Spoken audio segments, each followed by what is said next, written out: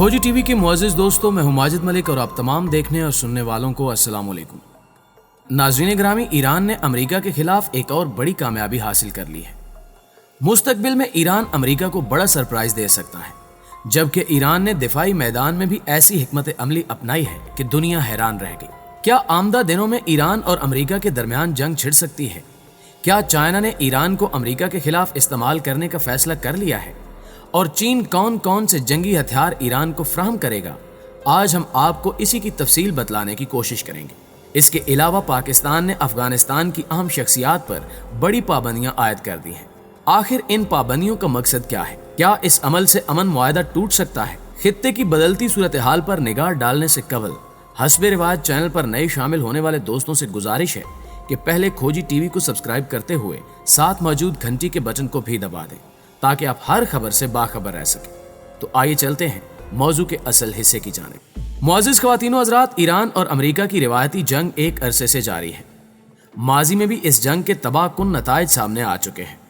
तहम Trump का दौरे हुकूमत इस हवाले से खासा बदनाम रहा। ट्रंप ने ईरान को तबाह करने की भरपूर कोशिश की, लेकिन अब तक नाकाम है।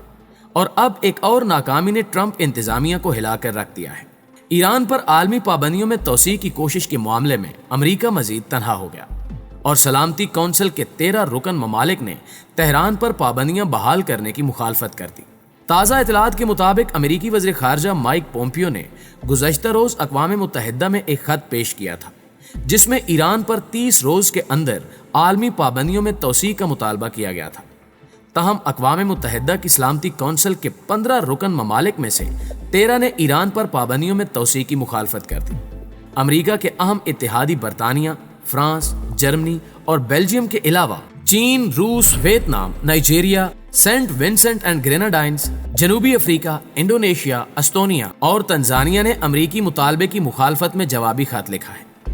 इन ममालिक ने अपने रद्द अमल में कहा कि जिस जौहरी मुआहदे से अमेरिका 2 साल कबल दस्तबरदार हो चुका है, उसको इस्तेमाल करते हुए वाशिंगटन का ये इकदाम गैर कानूनी है। मुअज़्ज़िज़ दोस्तों, अमेरिका ईरान पर आलमी ताकतों के साथ 2015 के जौहरी मुआहदे के खिलाफ वर्जी का इल्ज़ाम आयद करता है। मुआहदे के तहत तेहरान को एटमी हथियार बनाने से रोकना था और इसके बदले उसे पाबंदियों में रिलीफ फ्राहम किया जाना था। तहम अमेरिकी सदर डोनाल्ड ट्रंप ने इस मुआहदे को बदतरीन मुआहदा करार देते हुए 2018 में इससे दस्तबरदारी का ऐलान किया था। सिफारतकारों का कहना है कि रूस और चीन समेत दीगर ममालिक ईरान पर पाबंदियों में तोसी के हक में नहीं है। माइक पोम्पियो ने ईरान पर पाबंदियों की मुखालफत करने पर रूस और चीन को दोबारा तंबीह करते हुए कहा था कि अगर इन्होंने ईरान पर अक़वाम मुत्तहिदा के इक़दामात की मुखालफत की तो अमेरिका खुद एक्शन लेगा।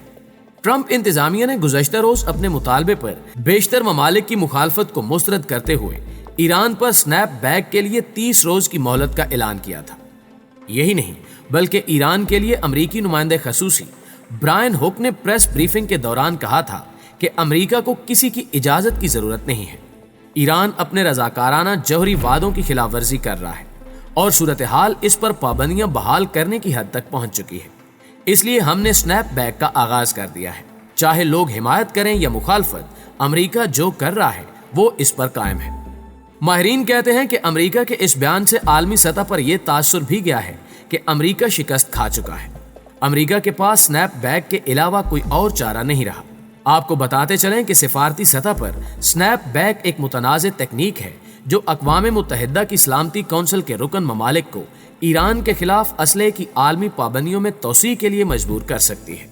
अमूमी तौर पर इस तकनीक का इस्तेमाल शिकस्त खोरदा ममालिक करते हैं। नाज़रीन ग्रामी, दूसरी जानिब ईरान अपने असूली मौक़िफ़ पर कायम है। ईरानी हुक्काम का मानना है कि ईरान ने मुकम्मल तौर पर मुआहदे की पासदारी की है। गो कि इस मुआहदे ने ईरान को बड़ा नुकसान पहुंचाया, ताहम ईरान ने सब्र व तहम्मुल से अपने वादों को पूरा किया।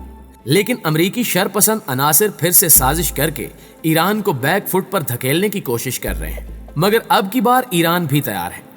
अगर अमेरिका ने कोई महाज खोलने की कोशिश की तो इसे सख्त जवाबी कार्रवाई का सामना होगा। यहाँ आप पर एक और अहम इंकिशाफ भी करते चले कि ईरान ने दिफाई मैदान में एक ऐसी हिकमत अमली अपनाई है जिसने दुनिया को हैरान करके रख दिया है। ईरान ने दरपर्दा मीडियम रेंज के एटमी हथियार तैयार कर रखे हैं, जबकि अंदरूनी जराये के मुताबिक ईरानी इंजीनियर्स ने दोस्त ममालिक से मिलकर खतरनाक टेक्नोलॉजीज हासिल कर ली हैं اور اب وہ ایٹم بم بنانے کے سفر پر رواں دواں ہے، اور ممکن ہے کہ جوہری ہتھیاروں کی خریداری اور تیاری کی پابندی کا جو معاہدہ اکتوبر کو ختم ہو رہا ہے، اس کے فوراً بعد ایران دوسرا اسلامی ایٹمی ملک بن کر ابھرے۔ تاہم آنے والے وقت میں کیا ہوگا، اس بارے میں حتمی طور پر کچھ بھی نہیں کہا جا سکتا۔ حیران کن امر یہ ہے کہ امریکی دفاعی ماہرین بھی اسی جانب اشارہ کر رہے ہیں، جس کے بعد پینٹاگون میں بیٹھی امریکی فوج نے فوراً ٹرمپ کو پیغام بھیجا کہ ایران کو روکا جائے۔ یہی وجہ ہے کہ ٹرمپ انتظامیہ کی جانب سے جوہری معاہدے کی توسیع کی مہم چلائی جا رہی ہے، لیکن ایران بھی پرعزم ہے کہ وہ اس کھیل میں امریکہ کو شکست دے کر ہی دم لے گا۔ سلامتی کونسل میں گزشتہ ہفتے ایران پر ہتھیاروں کی عالمی پابندی میں توسیع کی امریکی کوشش مسترد کر دی گئی تھی۔ اگلے روز امریکی صدر ڈونلڈ ٹرمپ نے اعلان کیا تھا کہ وہ اقوام متحدہ میں ایران کے خلاف بین الاقوامی پابندیوں میں توسیع کے لیے سنیپ بیک کو آئندہ ہفتے استعمال کرنے کا ارادہ رکھتے ہیں۔ واضح رہے کہ ایران پر لگائی جانے والی پابندی 18 اکتوبر 2020 کو ختم ہونے والی ہے۔ معزز دوستو، دوسری جانب ایران نے امریکہ کو خطے سے آؤٹ کرنے کے لیے عملی اقدامات بھی جاری رکھے ہوئے ہیں۔ بیروت دھماکوں کے بعد ان اقدامات میں تیزی دیکھنے میں آئی، اور اس سلسلے میں یہ خبر سامنے آ رہی ہے کہ ٹرمپ نے عراق سے اپنی فوج واپس بلانے پر غور شروع کر دیا ہے۔ زمینی حقائق کے مطابق چند ہفتے قبل عراقی وزیر اعظم ایران کے دورے پر آئے تھے، جہاں انہوں نے ایرانی حکام سے ملاقات کی، جس کے فوری بعد عراقی حکومت نے امریکہ کو پیغام بھیجا کہ وہ عراق میں اپنی فوج محدود کرے، جس کے بعد امریکی صدر ٹرمپ نے ایک اہم بیان جاری کیا۔ گزشتہ روز عراق کے وزیر اعظم نے امریکی حکام سے مذاکرات میں زیر بحث آنے والے موضوعات پر روشنی ڈالتے ہوئے کہا کہ صدر ٹرمپ نے اس بات کی حامی بھر لی ہے کہ امریکی فوج آئندہ 3 برسوں میں عراق سے واپس بلا لی جائے گی۔ عراقی وزیر اعظم مصطفیٰ الکاظمی نے بتایا کہ عراق اور امریکہ کے وزرائے خارجہ کے درمیان ہونے والے اسٹریٹجک مذاکرات کے دوران اصولی طور پر بعض امور میں اتفاق رائے ہوا ہے جو عراقی قوم کے مفادات سے متعلق ہے۔ ان میں سے ایک امریکہ کی عراق میں موجودگی اور عراق سے باہر امریکی فوجیوں کی تعیناتی کے بارے میں ایک نظام الاوقات تیار کیا جانا ہے، اور پہلی بار حکومت عراق کے مطالبات کے بارے میں امریکہ کا موقف واضح رہا ہے۔ عراق کے وزیر اعظم نے کہا کہ اس دورے میں تیل اور توانائی کے شعبوں میں طے پانے والے سمجھوتوں پر دستخط بھی ہوئے، جن میں سب سے اہم صوبے زیکار کے تیل کا سمجھوتا ہے، جو ایک اسٹریٹجک پروجیکٹ شمار ہوتا ہے، اور یہ سمجھوتا مجموعی طور پر عراق کے صوبے زیکار اور پوری عراقی عوام کے مفاد میں ہے۔ ناظرین گرامی، بدلتے ہوئے عالمی حالات کے تناظر میں یہاں آپ کو وطن عزیز کے حوالے سے بھی ایک اہم خبر دیتے چلیں کہ پاکستان نے عالمی سطح پر مالیاتی امور میں بلیک لسٹ ہونے سے بچنے کے لیے افغان طالبان کے خلاف سخت مالی پابندیاں عائد کر دی ہیں۔ حکومت کی جانب سے یہ اقدام ایک ایسے وقت میں اٹھایا گیا ہے جب افغان طالبان اور امریکہ کے مابین امن مذاکرات جاری ہیں۔ دراصل اس فیصلے کے پیچھے کی کہانی کچھ یوں ہے کہ پاکستان کے سر پر فنانشل ایکشن ٹاسک فورس یعنی FATF کی طرف سے بلیک لسٹ کی تلوار لٹک رہی ہے، جس کی وجہ سے یہ فیصلہ لینا پڑا۔ درجنوں افغانی شخصیات پر مالی پابندیاں عائد کی گئی ہیں۔ ان میں طالبان مذاکراتی ٹیم کے رکن ملا عبد الغنی، طالبان کے نائب سربراہ سراج الدین اور حقانی خاندان کے متعدد افراد شامل ہیں۔ پابندی کی زد میں آنے والے گروپوں کی فہرست میں طالبان کے علاوہ دوسرے افراد بھی شامل ہیں۔ ملا برادر افغانستان میں طالبان تحریک کے بانیوں میں سے ہیں۔ جب 2001 میں افغانستان پر امریکہ نے حملہ کیا تو وہ اس وقت روپوش ہو گئے تھے۔ پھر 2010 میں پاکستانی حکام نے انہیں کراچی سے گرفتار کرنے کا اعلان کیا تھا۔ تاہم عالمی دباؤ اور مجبوریوں کی وجہ سے پاکستان نے یہ قدم اٹھایا۔ پاکستان کی جانب سے افغان طالبان پر پابندیاں عائد کرنے کے فیصلے کو طالبان پر دباؤ ڈالنے کے اقدامات کے طور پر دیکھا جا سکتا ہے۔ طالبان کے ساتھ ساتھ ان احکامات میں القاعدہ اور دولت اسلامیہ سے وابستہ تنظیموں پر بھی پابندیاں لگائی گئی ہیں، جنہوں نے پاکستان اور افغانستان دونوں ملکوں میں ہی مہلک حملے کیے ہیں۔